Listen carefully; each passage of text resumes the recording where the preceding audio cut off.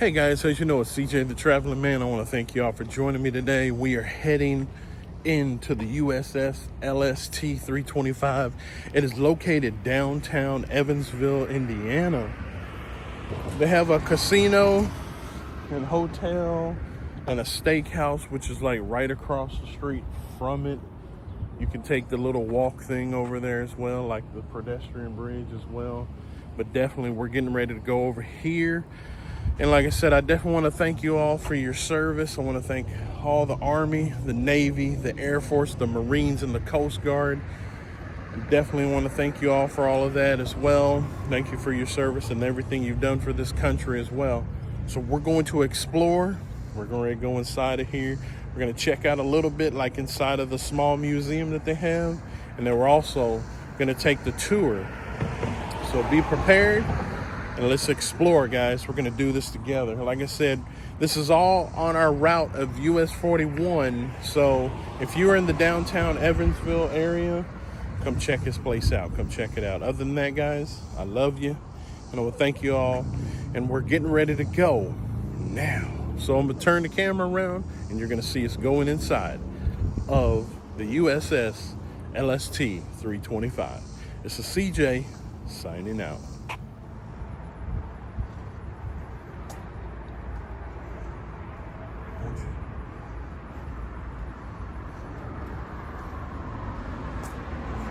Yeah, they're open.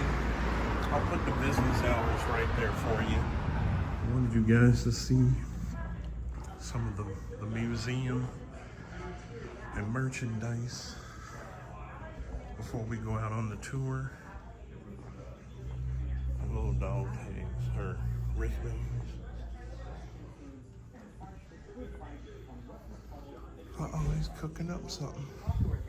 Chow time. But definitely want you guys to see this before we go out on the tour. Hope you guys are ready. There's a model.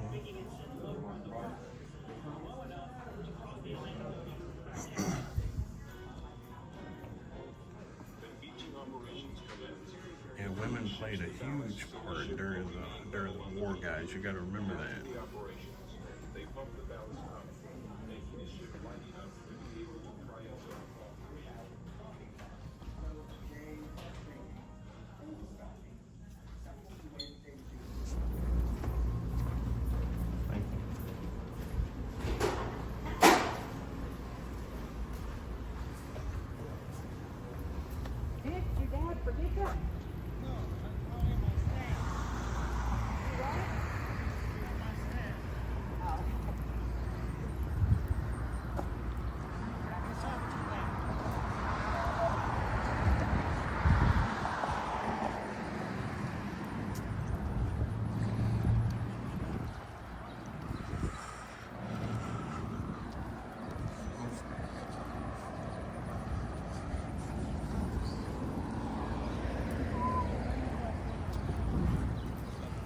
Yeah, we're getting ready to walk in. So we're going to learn. Got everybody so the gate don't close on them.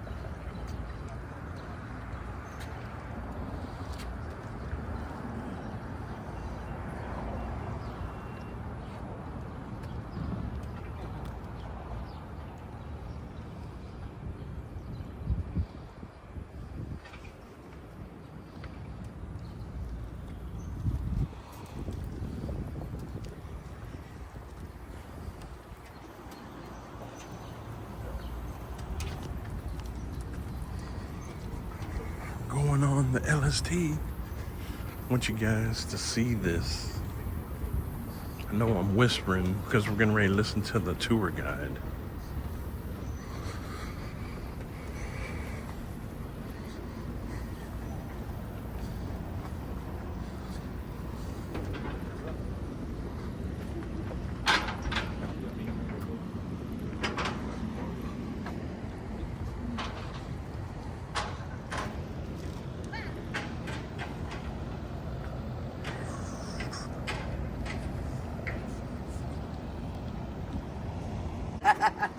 So welcome to the LST-325.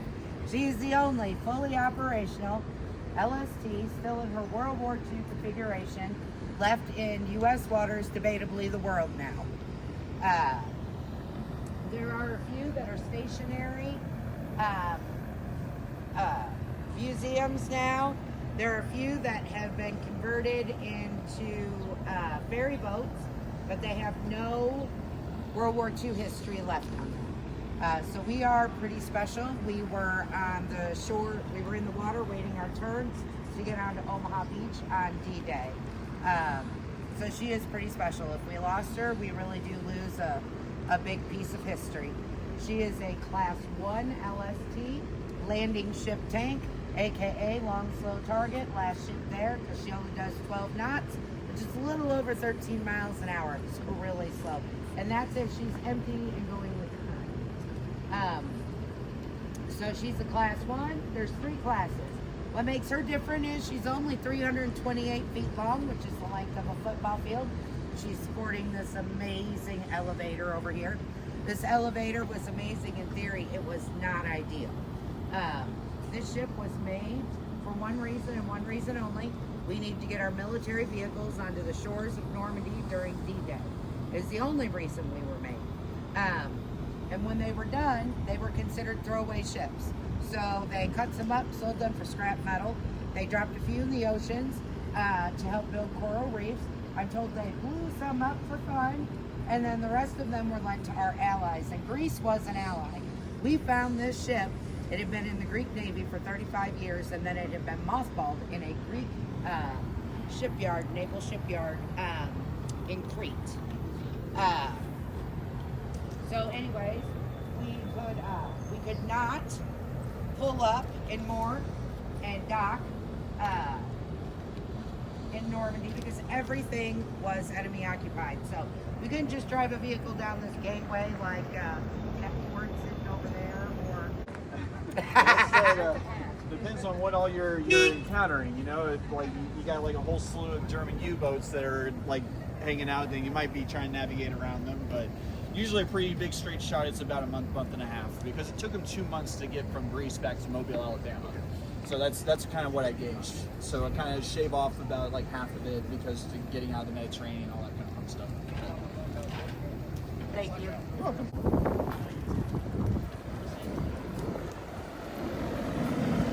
So I'm going to tell everybody, remember this, and I'm going to tell you what it is later. So this right here is a Swiss Orbicon 20mm anti-aircraft cannon. It took 3 people to run this baby. You got your gunner talker, he's going to be up there. He tells everybody on this end of the ship, the bow end, when and where to aim and fire. Then you got your shooter. Your shooter is in a harness. He is suspended from here. Shoulders in. This right here is the trigger, even though it doesn't move. Feet up, and this is how you actually maneuver. Third person is your reloader. These are the shells. 60 shells a drum. 460 rounds a minute. Your reloader was very busy swapping these drums out. He also has to swap these barrels out because they get too hot and then they don't aim. They don't work very well. So we still hear a lot of stories. Nowadays it's my dad, my granddad, instead of I. One of those stories was a woman came on and said her daddy was a shooter. He does not recall how long they were under fire. What he does remember is when it was all done and over with, every muscle in both hands was locked in place. They could not get his hands off. They had to break every knuckle in both hands to get him off. Now something to keep in mind is these things got a lot of recoil, but these guys were young. The youngest one on record that we are aware of was 13. If you were 20, you were called the old man. If you were 25, you were most likely the captain on this ship. Be careful of your head up here.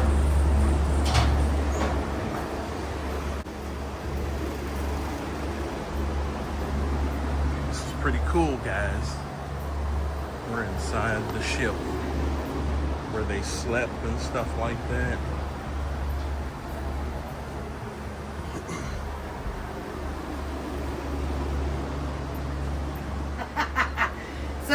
troop berthing. This is where our soldiers slept.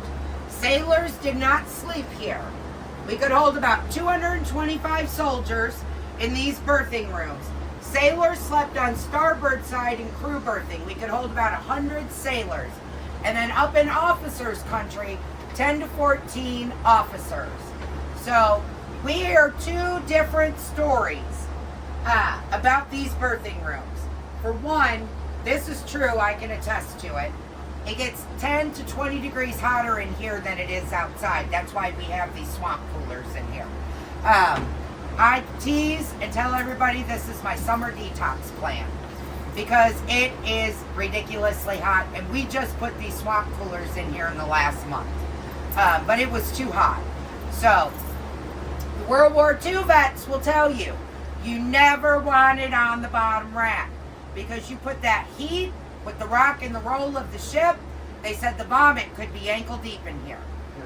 Now the the Korean and Vietnam vets tell a different story. They had a much different experience.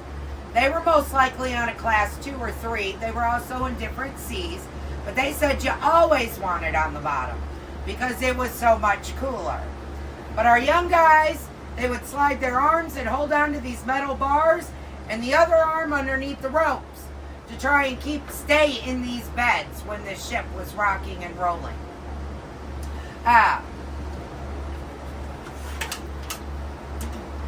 These are real World War II helmets here. Insides do come out. They called them brain buckets for good reason. So this is not going to stop a bullet. It will protect you from shrapnel, but if you get hit in the head with a bullet, it'll keep your brains in the bucket. Hence the name. But they did use them for a lot of things. We've seen it in all the movies. They used them as shaving buckets. You could actually cook in this outer shell. I feel like they're very heavy. When you think of miners being the ones that are wearing them, malnourished, maybe 125 pounds, these feel very, very heavy. You guys are more than welcome to grab the ones that are around you to feel. So that's our World War II helmets. This right here, these are our life jackets. Pretty heavy, ain't it? Now, these are not original, but prior to World War II, we stuffed these with K-pop, which we got from Japan. Of course, World War II, we were no longer friends with Japan. So we had to use what we had. It was the Great Depression era. There was not a lot of things available. So they did stuff them with cork sometimes. Lots of people from Wisconsin hear it all the time. When I was in elementary school, we collected milkweed pods. We took them to the schools would stuff a bus, take them to the factories. They stuffed these with milkweed. But if we did not have what they needed, they stuffed them with cotton, y'all. If you ended up in the water with this on that had cotton, you had 2 hours max and you were going down. On the right-hand side, he doesn't even look close to growing facial hair. Then most of the pictures show these guys, they're that young. But we're going to go through this hatch, around, and down the stairs. Please don't let Lenny scare you. He's a mannequin.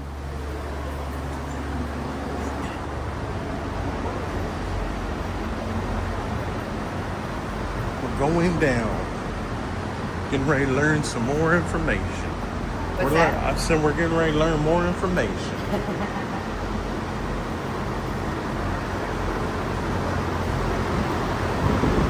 You guys look up here as we go through. This is our elevator. The underneath of it, so you can see they put the vehicles on it. It would come down and they would go out the door.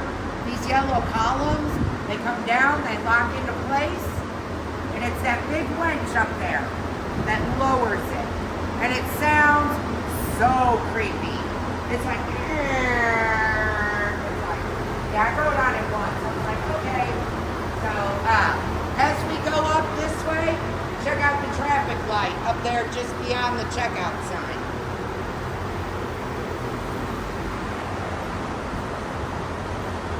And it goes down. This is the original brand. So it touched the sand of the every wheeled vehicle, every tank, every wounded soldier, every German POW went over that ramp. Very, very special to us. Now, I know you guys can see our big shop in here. We're getting ready to sail. We will be out for over a month. We're going to be in Iowa, Illinois, and Missouri. We're going to open up these doors and put a gangway that connects to this ramp. We will average 3,000 to 5,000 people a day out here. Volunteers did this for us. If we had one, we probably have to have two to stay balanced since we still go out. So we are fully funded off of the tours you guys take. When we go out on cruise every year, like we will this September, donations and memberships. But now, we don't have a real tank, but what we do have, as much as the ship has been repaired, all of the things. If you look down this seam and that seam in the floor, the way the light hits it, there are still the indentations that the tread marks from the tanks made in the floor.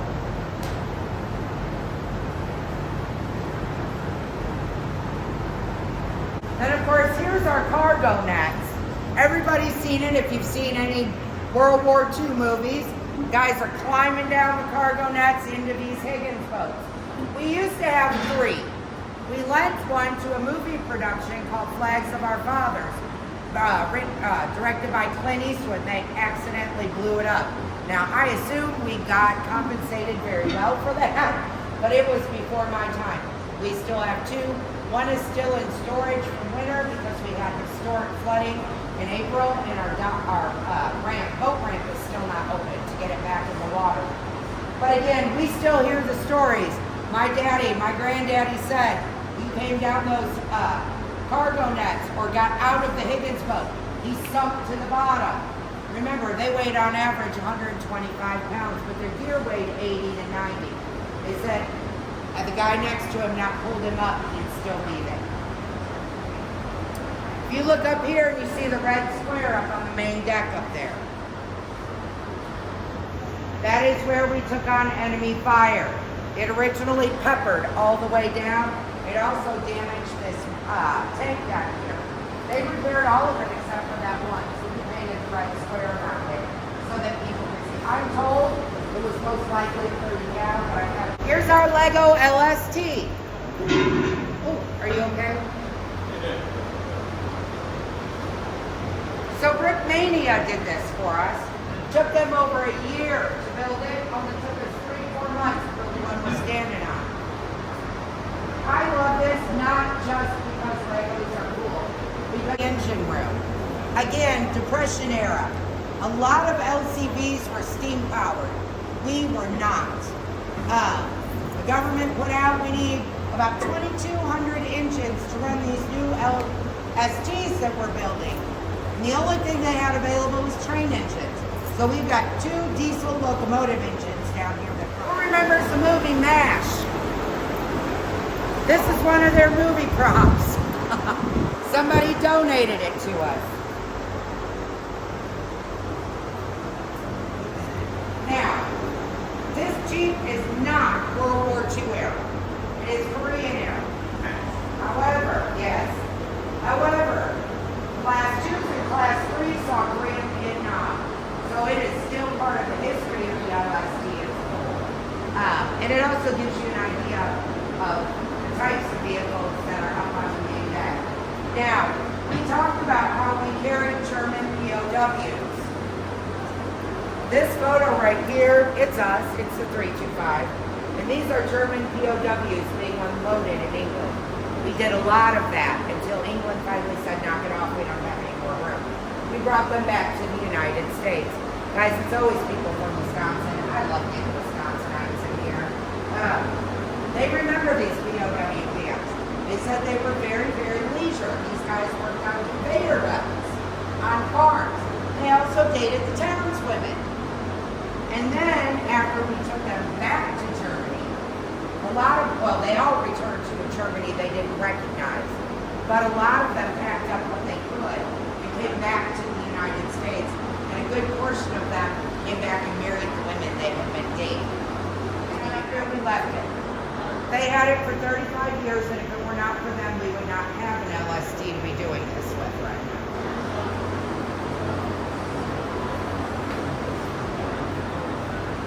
This is the MASH Jeep, guys. MASH. So as we come up the stairs, if you look over here, this is the original laundry room. Just kidding, the government didn't care if they had clean clothes. If they didn't have buckets to put water in, when the World War II vets were still coming on here, they said they slid ropes through their pant legs and through their arms of their stuff. And then they just put them in the water as they were, wherever they were. That's how they clean them. We put those in for our volunteers.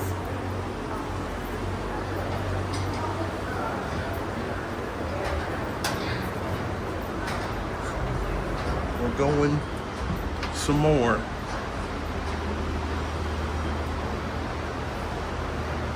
This is great. So this is the mess deck. This is where sailors ate. It was originally larger. The Greek Navy built the walls out to increase their storage. Again, our soldiers did not eat in here.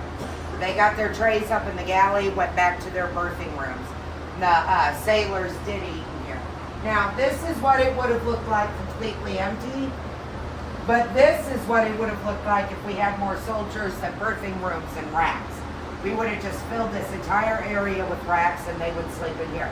I had at least 2 people tell me that's what my dad meant when he said he slept in the mess deck. So down below is more refrigeration and dry storage. They made use of every space of this ship. And those refrigerators and freezers are not comfortable. I tried to carry out like 24 dozen eggs, the big ones, and you have to bend down like this and walk through them because you can't stand up in them. Very, very uncomfortable, but lots of space. So we are a bigger group, so I'm going to tell you about what's up here and then what's upstairs before we get up there, because otherwise half the group's not going to be able to hear it. So right over here is the head, aka restroom. The showers, sinks, toilets are on the other side. They're still usable. Our crew uses them when they're on the ship. Upstairs is the galley, aka kitchen. If you look off to the right, that's all in there. You'll see the original school cafeteria tray. It was originally metal and used for the government. But if you look up above on that wall by the galley, there is a picture up there. It is a blueprint on how to construct an all-American hot dog. They had blueprints for every meal because these young guys were not educated, the majority of them. Education did not take priority over saving the family farms and whether or not they ate. So their answer to them not being able to read recipes was to make blueprints. So they had pictures of how to put it all together. They come complete with engineering notes.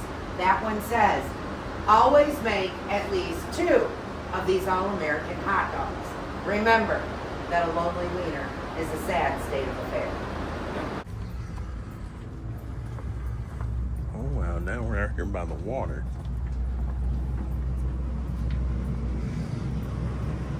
Now over here is the winch that will pull that 5,000-pound anchor. You can go around and look at that too. It's pretty heavy duty. And I've been told on occasion those did snap.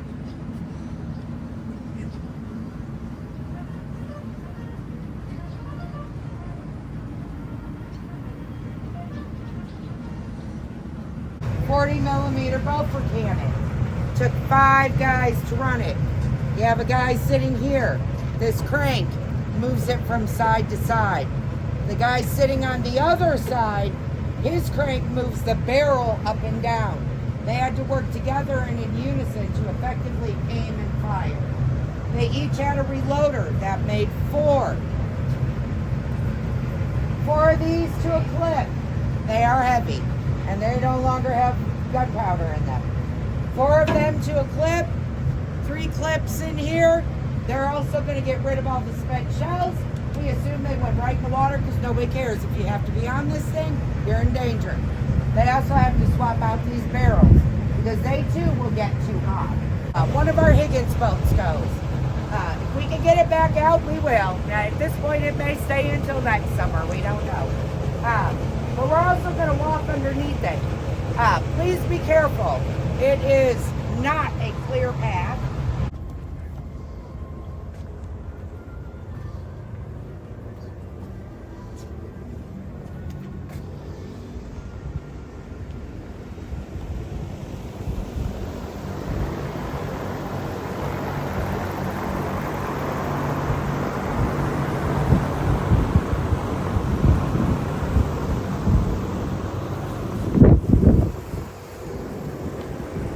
Anybody see the brass horn? Does anybody know what it's for? Huh? All right, so the pilot is actually up here, and he hollers down through the brass horn and tells everybody coordinates and instructions. And they here in the wheelhouse, they do those things. Now, I have been told that our pilot, our Captain Vada, is actually really cool because on occasion he sends candy through the brass horn. But they haven't let me work in there, so I can neither confirm nor deny that. So did everybody get to see the Admiral? Yes. So he is our version of Elf on a Shelf when we go out on cruise. There is no telling where you're going to find him, and it has been rumored that a couple people have woke up with him next to them in bed. I stay in a hotel when we go out, so I wouldn't know about that.